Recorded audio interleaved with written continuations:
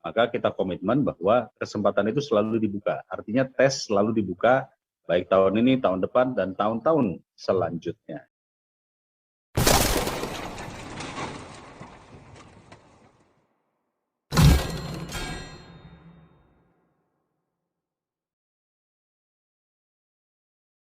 Narasumber yang nanti akan bersama-sama juga, Bapak Muhammad Sofwan Effendi, Direktur Sumber Daya Kementerian Pendidikan, Kebudayaan, Riset, dan Teknologi.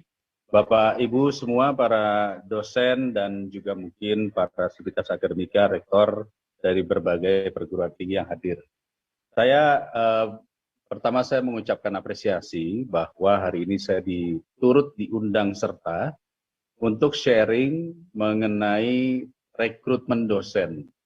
Sebelumnya saya harus sampaikan terlebih dahulu, tentu dalam konteks ini saya bukanlah seorang pemangku kepentingan teknis ya, karena pada dasarnya saya bermitra dengan Kemendikbud itu lebih kepada sisi kebijakannya. Dalam beberapa minggu terakhir ini saya cukup dihabiskan waktu untuk mengurus soal penerimaan CPNS bagi P3K guru ya. Lalu belum lama ini kemarin beberapa hari yang lalu mulai ramai lagi penerimaan CPNS untuk dosen, tenaga dosen ya, terutama dalam masalah apa itu namanya seleksi SKB kalau nggak salah ya, SKB dan SKD gitu ya. Mulai ramai lagi, mulai banyak yang mengatakan bahwa ini permasalahannya adalah di masalah bahasa Inggris. Jadi tentu sebagai sebuah pembuat kebijakan, saya 2 hari yang lalu saya menyampaikan kepada Mas Menteri bahwa kita harus lihat dan kita harus evaluasi. Apakah soal ujian yang diberikan ini sulit, terlalu sulit kok sehingga yang lolosnya susah, atau maaf, kompetensi daripada guru atau dosen kita yang kurang sehingga untuk tembus saja susah. Dan Mas Menteri juga menyampaikan kepada kami bahwa Pak Dede, kita ini sedang mencari pegawai negara. Kalau kita mencari pegawai negara, tentu yang dicari adalah orang-orang terbaik di bidangnya. Karena yang membayar nanti adalah anggaran negara, adalah APBN ataupun APBD yang dihasilkan dari pajak kita. Artinya, kita harus mencari orang-orang terbaik agar dibiayai negara untuk memberikan pendidikan yang terbaik. Dalam poin ini tentu saya sangat setuju sekali, karena apapun juga yang diberikan, yang dikeluarkan oleh negara, kita harus mencari yang terbaik. Sehingga sampai saya mengatakan, khusus untuk masalah guru dulu ini ya, saya mengatakan bahwa kalau begitu, jika faktor pengurangan nilai dirasa sulit, apa yang harus dilakukan agar kesempatan itu selalu ada? Maka kita komitmen bahwa kesempatan itu selalu dibuka. Artinya tes selalu dibuka, baik tahun ini, tahun depan, dan tahun-tahun selanjutnya. Jadi buat para guru, buat para dosen, atau buat yang akan mengikuti tes CPNS, ASN nantinya, jangan patah semangat dulu. Jadi harus tetap dikejar. Kenapa kami katakan demikian? Karena ketika kita berbicara dunia pendidikan itu adalah never ending learning story. Artinya sampai kapanpun kita harus belajar, dan ketika kita sudah belajar pasti akan dites. Saya mengambil program pasca sarjana saya atau S3 saya terakhir ini pada saat saya usia sudah 54 tahun. Jadi artinya apa? Artinya ya tidak ada hambatan untuk belajar. Nah, hal inilah yang mestinya menjadi satu catatan penting sebelum saya berbicara lebih lanjut lagi soal masalah penerimaan calon guru. Memang ada sebuah kebijakan yang kemarin hari ini saya baca sedikit kontroversi, yaitu bahwa ke depan tidak boleh menerima guru-guru yang disebut sebagai guru guru honorer ya. Jadi harus semuanya menjadi ASN. Jadi diberikan kesempatan semuanya untuk menjadi ASN. Memang bagi sementara beberapa kampus-kampus yang swasta ini berat.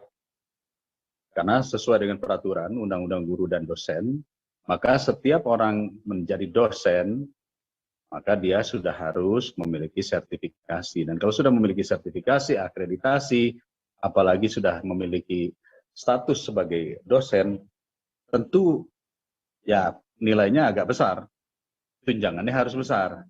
Sementara saya masih menemukan di beberapa daerah, terutama yang dosen-dosen itu hanya dibayar Rp750.000.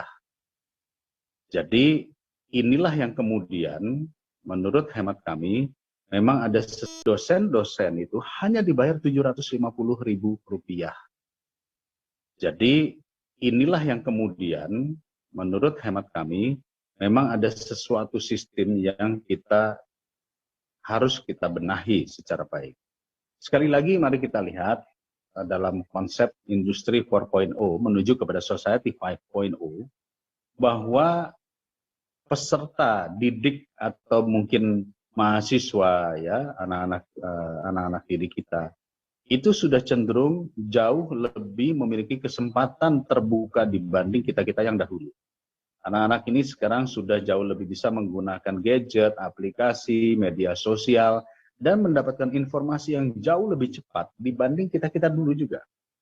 Itu sebabnya kalau kita lihat terjadi sebuah paradigma yang berubah. Ketika saat ini hampir semua berita-berita konvensional yang dulu harus kita baca berlembar-lembar, berhalaman-halaman, sekarang sudah menjadi yang namanya short news. Twitter itu adalah salah satu bentuk daripada short news. Sekarang sudah mulai muncul, kalau kita lihat ada Detik 30, ya ada kemudian SCTV juga punya 30 detik kan, atau bahkan semuanya di under 1 menit. Dan bahkan apapun yang terjadi di negara ini sekarang, kalau kita lihat, begitu muncul yang viral sedikit, pastinya besok akan ada kebijakan. Nah, ini adalah sebuah dilema yang terjadi di seluruh dunia. Ketika semua orang menggunakan aplikasi, menggunakan gadgetnya untuk menyampaikan informasi, maka otomatis, mau tidak mau, para pemimpin-pemimpin negara pun juga melihat dan membacanya. Dan ini, apa akibatnya? Ini adalah sesuatu yang akhirnya menjadi catatan penting bahwa dunia pendidikan pun mau tidak mau harus mengadaptasi atau beradaptasi dengan dunia teknologi. Bapak Ibu yang saya hormati, juga para pendengar webinar yang luar biasa hari ini, ada beberapa hal yang memang kita sepakati bersama dengan Kemendikbud. Yang pertama adalah ke depan kita harus merubah sistem pendidikan nasional kita. Ada undang-undang Sisdiknas ya, yang setelah kita tinjau, kita melihat memang harus dilakukan revisi. Dikarenakan revisi itu kaitannya dengan berkembangnya dunia, berkembangnya kita sebut saja ada disruptif ekonomi, sehingga apapun sekarang ini terjadi perubahan yang sangat signifikan, artificial intelligence, robotisasi dan lain-lain membuat kita harus melompat lebih maju. Tapi di satu sisi yang lain juga kita harus melihat bahwa kita bersaing dengan negara lain. Ketika kita sudah melihat bahwa saat ini sudah hampir tidak ada batas demografi lagi secara kita sebutnya lapangan kerja. Mungkin batas demografi itu adanya pada saat mempertahankan kedaulatan negara. Tetapi berbicara lapangan kerja, hampir boleh dipastikan tidak ada lagi batas antara dunia satu dengan dunia lainnya. Itu sebabnya orang Indonesia boleh bekerja di luar negeri, orang luar negeri juga boleh bekerja di Indonesia, dan tidak ada pembatasannya. Satu-satunya saat ini yang membatasi sebetulnya adalah pendidikan. Jadi kalau misalnya kita katakan bahwa pendidikan di Indonesia itu sudah meningkat dan sudah tinggi, sebetulnya kita tidak membutuhkan lagi ekspatriat, kita tidak membutuhkan lagi pekerja asing. Tapi kalau dasar pendidikan, calon-calon pekerja kita juga masih di bawah, maka otomatis ketika ada investasi masuk, kemudian ada lapangan kerja terbuka, maka ekspatriat pun boleh masuk ke sini. Dan itu terjadi di seluruh dunia. Nah, kembali dari sisi itu, maka ujung-ujungnya adalah metode pembelajaran dan yang memberikan pelajaran. Oleh karena itu, saya langsung saja kepada Bapak dan Ibu yang hadir di sini, maka apa sih yang dibutuhkan bagi seorang tenaga pengajar ke depan? Pertama, dia harus inline dengan kebijakan negara. Jadi kalau misalnya kita berbicara kebijakan negara saat ini adalah ingin mendorong pada, kita sebut saja mungkin teknologi tepat guna atau mungkin teknologi yang lebih tinggi dari kemarin. Misalnya ke depan kita harus membuat mobil listrik untuk mengurangi BBM, untuk mengurangi ketergantungan terhadap bahan bakar, maka kita harus mendorong teknologi listrik.